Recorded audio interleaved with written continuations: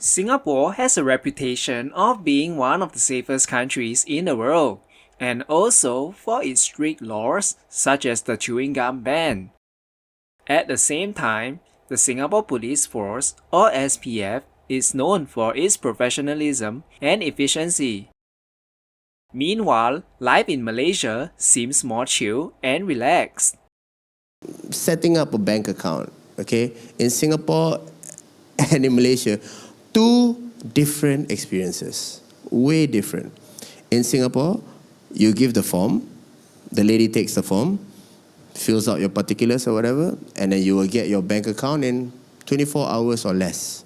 A Malaysian experience of setting up your bank account. You give your form, right? The lady doesn't even look at the form. She looks at you and she goes, actually today cannot, boss, because today the system down.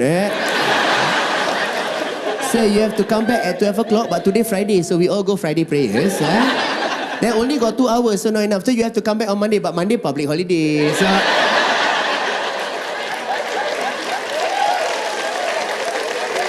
Dude, there are so many excuses to not work in this country. As a Malay, I'm thinking to myself, why didn't I move here sooner? Like, this is, the whole country is running on vibes. This is vibes, bro. Like, everything is just, I'm always thinking to myself, like, who's doing the actual work? Like, who's doing the work, the actual work to keep this place? Chinese people. But, Now, some of you watching my videos want to be police officers. You have watched every episode of Crime Watch and Cliff, and you think you are ready to become a cop. The good news is, the SPF needs people quite desperately. They even offer walk-in interviews. Singapore has nationwide conscription known as National Service, which means a minority of Singaporeans are selected annually to become Police National Service or PNS officers. Professional police officers make up about 25% of the SPF, whereas full-time PNS and reservists is about 70%. The remaining are a mix of civilian staff and part-time volunteers known as Volunteer Special Constabulary. The VSC component is about 3%. Part of the requirement is being physically and mentally fit with the Physical Employment Standard or PES status of either A or B1 and having normal color vision.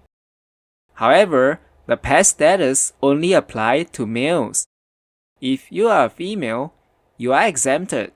Besides having a clean background, in terms of education, you need at least 5 passes in GCE ordinary level, or a technical certificate from the Institute of Technical Education, although those with lower qualifications may still be considered. Unlike other police forces around the world, whereby all recruits start from the rank of constable, Singaporeans with post-secondary education, either GCE advanced level or polytechnic diploma, could start their career from the rank of sergeant. Recruits with bachelor's degree would be considered for direct entry inspector, which is a senior rank. Police recruits will have to complete their training at the Home Team Academy, which is at least 4 months for constables, 6 months for direct entry sergeants, and 9 months for direct entry inspectors. All recruits also have to pass the Individual Physical Proficiency Test or IPPT, which comprises a 2.4 km run, a sit-up and push-up station. The IPPT scoring system is based on age as well as gender. In Malaysia, there are no police conscripts, but the Royal Malaysian Police do have a volunteer component that draws its manpower from Malaysia's Volunteers Department, comprising military reserves, police, and border security. The entry requirements are similar to Singapore. You will need an SPM, which is an equivalent to Singapore's GCE O level, to join RMP as a constable. If you have an STPM equivalent to GCE A level or diploma, you are eligible to join as a sergeant. And with a university degree, you can join as an inspector. Applicants would have to go through a medical examination, physical fitness test, an interview, background check, as well as a written aptitude test. Malaysia's physical fitness test has more components than Singapore's IPPT, comprising a 2.4 km run, push-ups, sit-ups, shuttle run, and sit and reach. Selected candidates then undergo their training at respective police training centers, or Pulapo.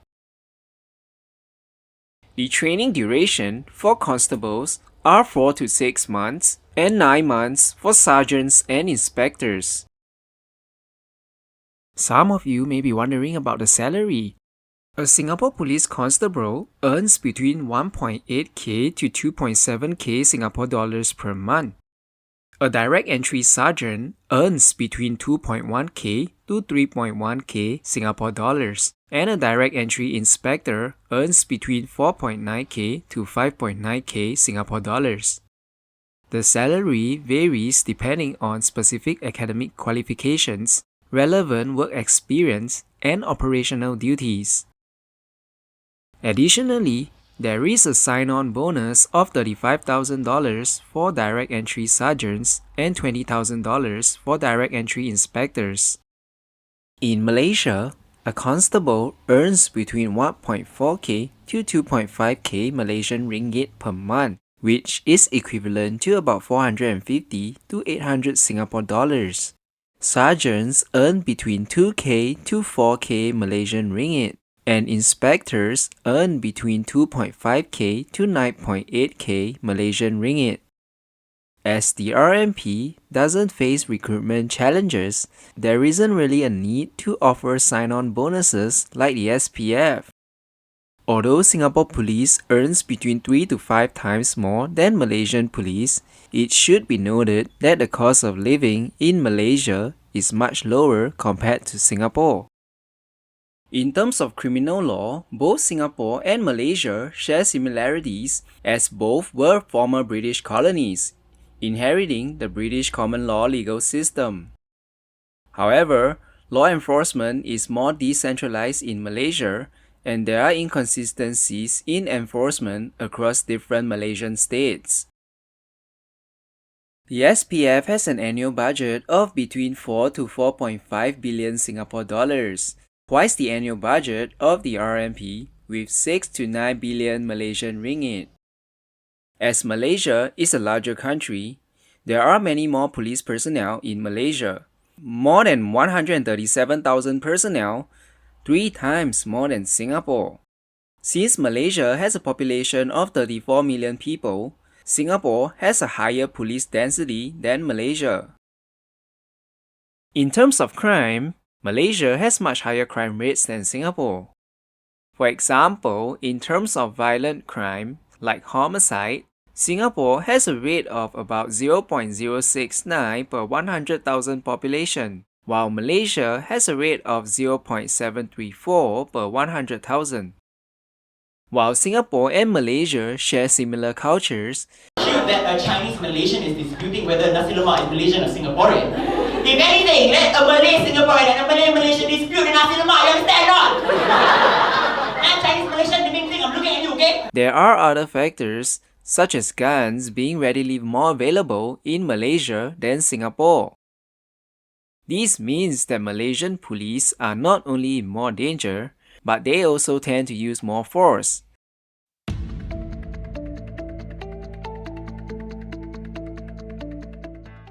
In 2024, Malaysian police were involved in at least 35 shooting incidents, resulting in 36 deaths. There are between 10 to more than 30 police deaths per year in Malaysia. In comparison, police deaths in Singapore are very rare, between 0 to 2 deaths per year, and mostly training or traffic accidents. Naturally, Malaysian police dealing with more violent crimes and shootouts may result in a higher rate of PTSD.